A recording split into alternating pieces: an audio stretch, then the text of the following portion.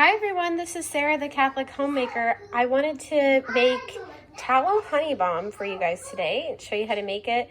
It's very similar to my tallow balm recipe, but I'm essentially just replacing the olive oil with the honey.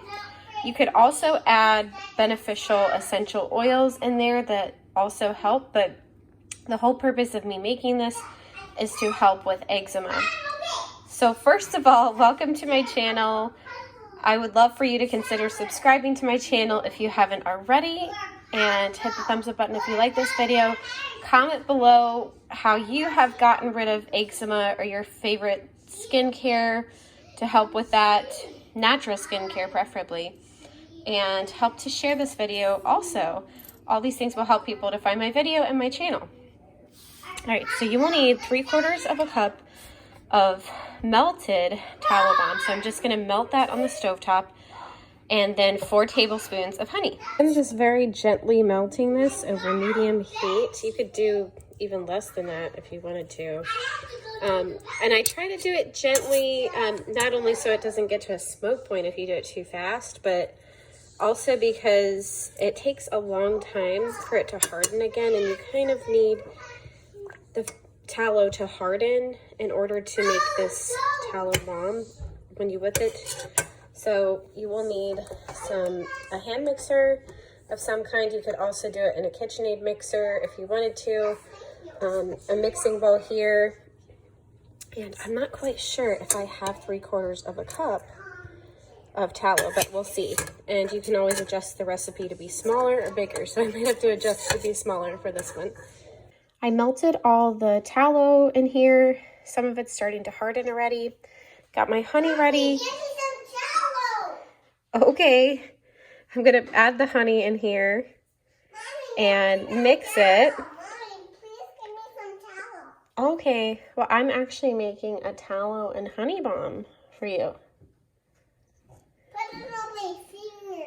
I will. So yeah, I'm just gonna use my hand mixer over there to mix it, and I'm gonna get more of the honey out after I finish the video, but I can't do this with one hand, so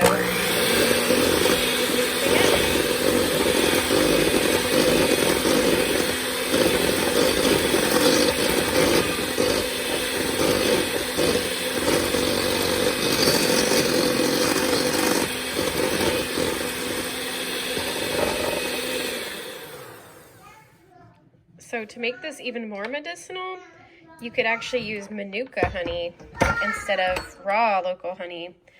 I don't know if Manuka honey you could get locally in the United States. It might just be from, I think, maybe New Zealand.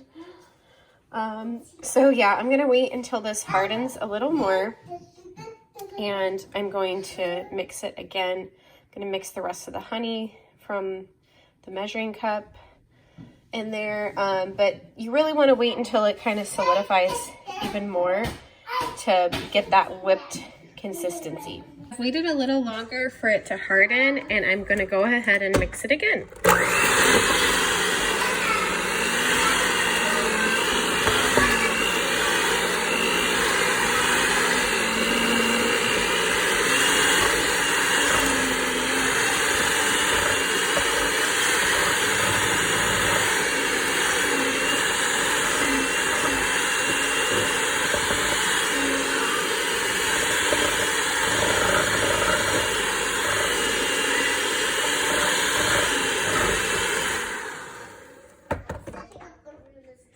Ahead and put it in a mason jar, and it has a really nice soft whipped consistency. I put it on my hands and it just feels so soft and wonderful.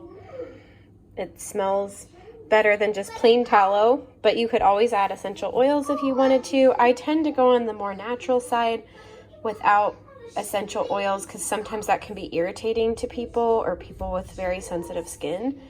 So especially I like to leave the option for, you know, when I have a baby, for it to have no essential oils, just to be on the safe side. But I hope this video is helpful. I hope you enjoy this and that it gives you some skin relief. Like, I think it has the potential to help with eczema just because I have hand eczema, and whenever I've been consistent about putting honey on my hands, it actually really softens them up and just makes them a lot better. So I just had the idea of making a tallow honey balm. I've never seen anybody make it before, and it just occurred to me, if I added honey into the balm, it might actually really help to make it more soothing, because tallow balm is the only thing I have found to help soothe my eczema, but if I don't keep putting it on, like,